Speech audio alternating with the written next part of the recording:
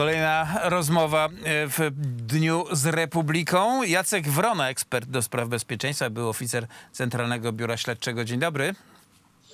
Witam, panie redaktorze, witam naszych widzów. Okrutne morderstwo w Grecji. Dziewczyna z chłopakiem pojechali do pracy, by troszkę zarobić. No tam doszło do zabójstwa. I mam takie wrażenie, że jednym z elementów tego łańcucha wydarzeń jest bezpieczeństwo w Polsce. My nie mamy zwyczaju, chodząc po polskich ulicach, rozglądać się za sobą, widząc człowieka, no, powiedzmy, o wyglądzie, jakby nie był Europejczykiem, nie czujemy się niepewni. Nie czujemy, że ktoś nam zagraża, że poluje na nasz portfel, na nasze zdrowie, na nasze życie. A tak nie jest w innych miejscach, no chociażby ci Bengalczycy, którzy napadli tą dziewczynę, no właśnie. No tak, no różnica jest zdecydowana. Ja akurat mieszkam w takiej dzielnicy, gdzie no bardzo dużo jest tutaj emigrantów zarobkowych, czy to pochodzących z Ukrainy, czy to też właśnie pojawili się z innych części świata. No ale tutaj przez ten, można powiedzieć, już kilka lat, jak oni są tutaj obecni, nie słyszałem, żeby jakiekolwiek z nimi były większe problemy. Nic, oni tu pracują ciężko zazwyczaj za dnia, a później wieczorem gdzieś robią jakieś dość duże zakupy. Jakieś czasami ci, co pijają alkohol, coś wypiją, ale tak mówię, ani żadnych problemów natury kryminalnej, nawet za bardzo obyczajowej też, czy jakiegoś takiego sytuacji, które mogłyby, no nasze dzieci tu biegają, no tak jak mówię, przez ten czas nie mieliśmy żadnych kłopotów, ze względu na to, że podejście jest oczywiście, to jest inny typ osób. Tu przyjeżdżają emigranci ekonomiczni, którzy konkretnie do danej pracy, później część niewielka z nich tu jakoś zostaje, gdzieś się osiedla, reszta wyjeżdża. Oni, tak jak mówię, ciężko naprawdę pracują. Mają tam swoje żony, dzieci, rodziny, których trzeba wesprzeć, prawda, na miejscu, czy to jest Azja Środkowa, czy to jest... Tak, panie redaktorze, oni chcą tu zarobić, więc często pracują po 10, 12 albo więcej godzin, więc oni nie mają nawet czasu, żeby tu jakieś awantury urządzać czy coś. Tam mówię raz, jakaś tam głośniejsza muzyka była, ale to na kilka lat, coś gdzieś się zabawili, nie ma problemu. Natomiast te osoby, które zazwyczaj przybywają, mówimy przede wszystkim tu o południu Europy, oczywiście też na północ, czyli Szwecja, Niemcy, tutaj Niderlandy, ale mówimy przede wszystkim tego, to są uchodźcy, to no nie są uchodźcy, to są emigranci ekonomiczni, ale można powiedzieć, którzy podstawowym źródłem ich dochodów mają być różnego rodzaju, jak wiemy, zasiłki, czy też pomoc państwa, do którego gdzieś tam przybędą. I niewielka część z nich później jakąś podejmuje pracę. Niemcy teraz robili jakieś badania i podobnież ci właśnie emigranci, którzy przypłynęli czy przyszli tutaj po 2015 roku, niecałe 50%, gdzieś tam jakieś podobnież zatrudnienie sobie znalazło czy coś, a większość z nich, czyli ponad te 50%, no, żyje z zasiłków, tak jak i różnego rodzaju często nielegalnych działań.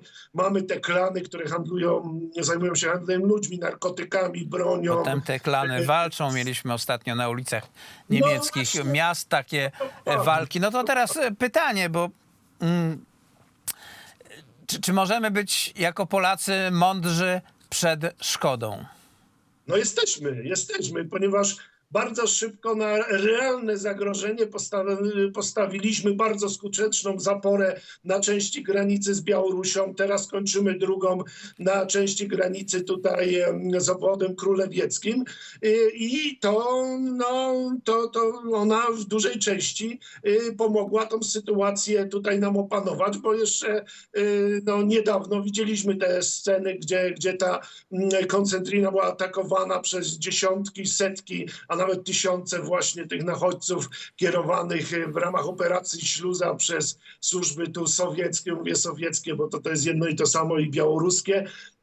I tutaj daliśmy radę i to jest realne działanie, które no, powstrzymało, bo mówimy tutaj całkowicie nielegalnym, przestępczym działaniu, bo przecież cały czas funkcjonuje możliwość ubiegania się o ochronę tutaj za pomocą legalnych narzędzi. To przecież funkcjonuje i tacy ludzie tu przyjeżdżają na przykład. No ale jak pan widzi, plany są.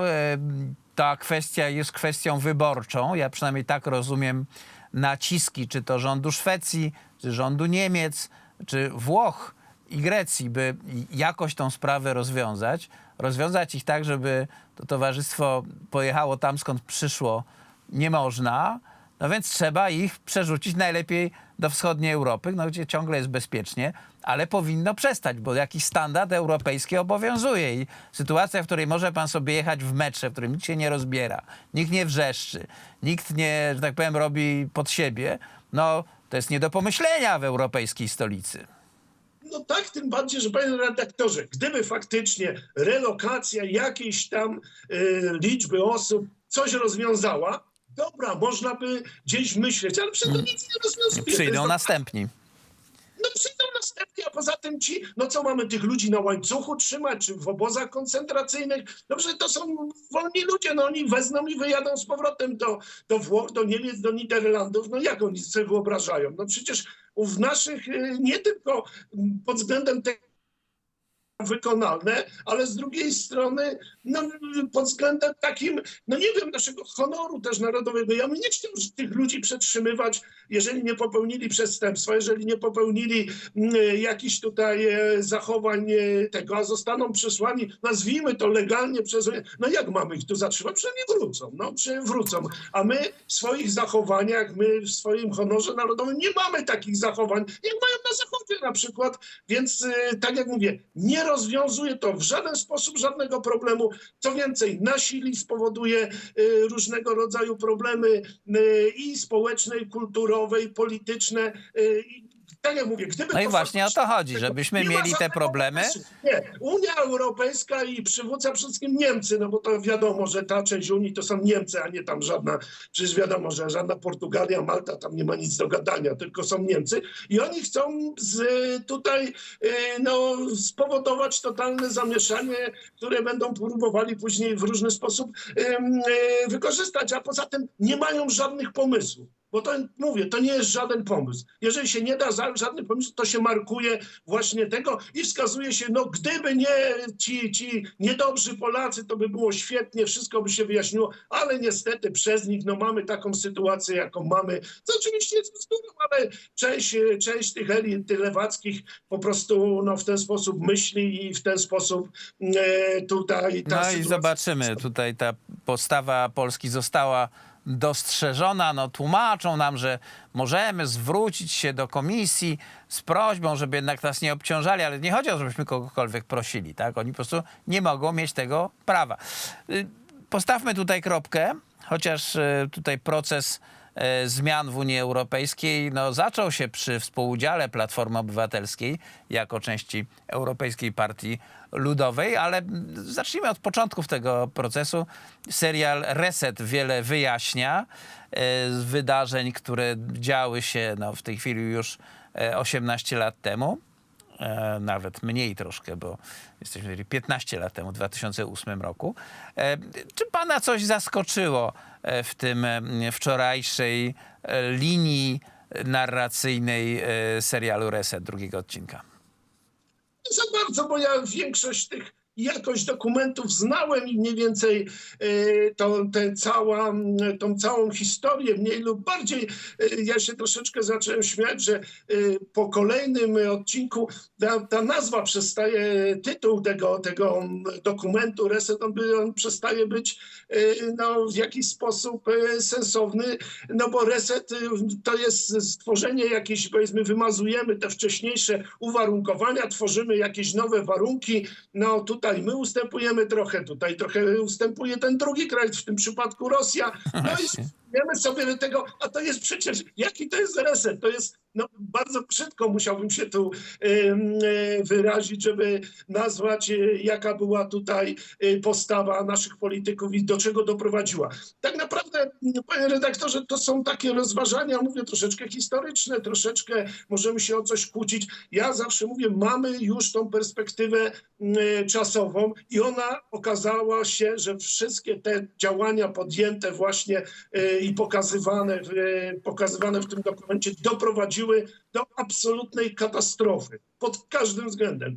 Katastrofy politycznej, geopolitycznej, katastrofy ekonomicznej, bo te podpisane później umowy były dla nas totalnym obciążeniem, katastrofy wizerunkowej, bo tak było, i katastrofy historycznej, bo okazało się, że te dokumenty, no proszę zauważyć, że niekiedy treści zawarte w tych dokumentach to jest, no nie wiem, stworzone wydawałoby się, że przez jakichś gimnazjalistów. To są przecież takie no, bzdury i takie no wręcz ciężko to opisać. Poza tym no, przekazanie, proszę zauważyć, tak naprawdę wyjazd do Moskwy premiera Tuska i tutaj ministra Sikorskiego i rozgrywającym jest były esbek, no, którego pracodawcą generalnie faktycznie kiedyś była Związek Sowiecki, późniejsza Rosja, bo tak jak mówię, to niewiele, a tutaj konstytucyjny minister. Proszę państwa, Jacek Wrona, ekspert do spraw bezpieczeństwa, były oficer Centralnego Biura Śledczego, spadł nam przez chwilę. Nie, tak, bo to już się słyszymy, dobrze. No i okazuje się, że no, tak jak mówię, to się dopiero rozwija. Zobaczycie państwo kolejne odcinki, ja mniej więcej troszeczkę wiem więcej, jak to będzie wyglądało. No jest to coś więc nieprawdopodobnego. Tak jak mówię, gdyby to było jakieś, oczywiście, no zawsze mamy sytuację tego typu, że są jakieś pozytywy, negatywy, ale tu naprawdę, proszę państwa, no wręcz nie jesteśmy w stanie jednego pozytywu poznać. No jakie? Te niedobre dla nas absolutnie umowy ekonomiczne, te płaszczenia się, te podpisania, no proszę nawet, panie redaktorze, jedną rzecz. Wielokrotnie ja byłem 43 razy na Przekopie na Mierzei Wiślanej, teraz już kanale. Mówiliśmy wielokrotnie.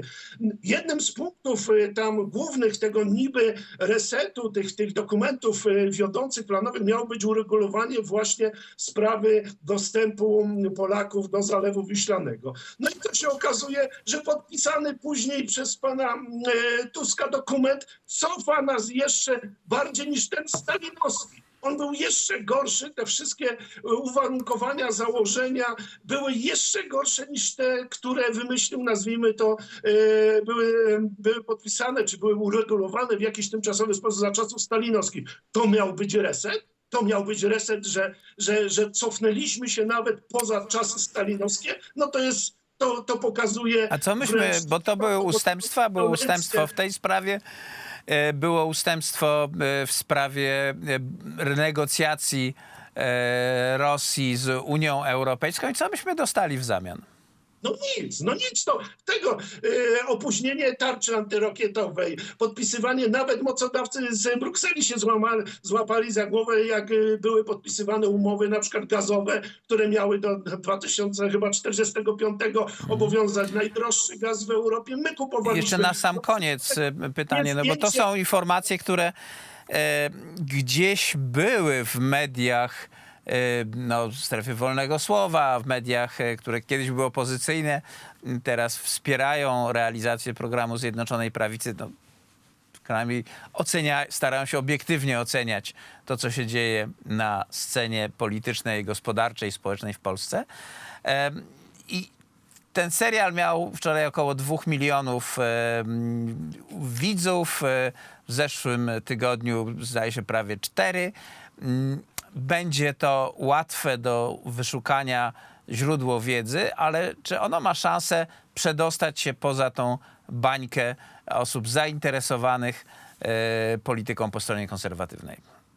No ale to jest jakakolwiek próba. Proszę zauważyć, że duża część, tak jak pan redaktor powiedział, duża część tych dokumentów czy tej wiedzy no już była gdzieś tam nagłośniona i ona została wygłuszona. Proszę zauważyć, że tak naprawdę najważniejszą rzeczą, który robi ten serial dokumentalny czy ten dokument, to jest właśnie uporządkowanie chronologiczne przede wszystkim tego ciągu wydarzeń, które doprowadziły do tego, o czym żeśmy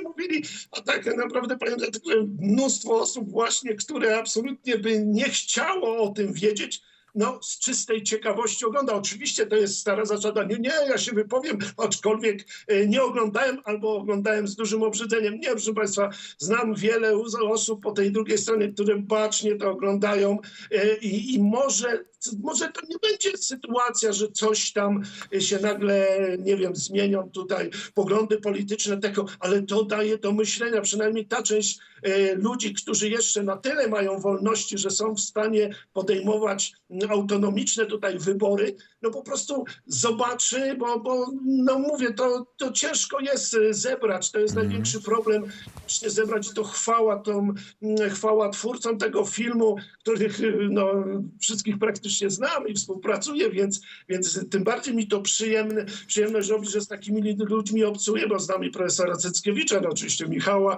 Rachonia i wszystkich innych, którzy współtworzyli. I my żeśmy dyskutowali też, że to jest niezwykła rzecz, pokazać tą najnowszą historię, która często była przez ten salon trzeciej RP zafałszowała. No właśnie, przypomnijmy sobie, jak to się stało, że doszło do agresji rosyjskiej, bo źródła tej agresji, proszę państwa, leżą między innymi w resecie i kolejnym wzmocnieniu rządów Władimira Putina w Rosji. Bezkarności 2014 rok. Będzie o tym na pewno wiele i łatwo to przewidzieć, bo to jest serial, w którym te sprawy poznajemy w kolejności chronologicznej. Jacek Wrona, ekspert do spraw bezpieczeństwa, były oficer Centralnego Biura Śledczego. Dziękujemy bardzo.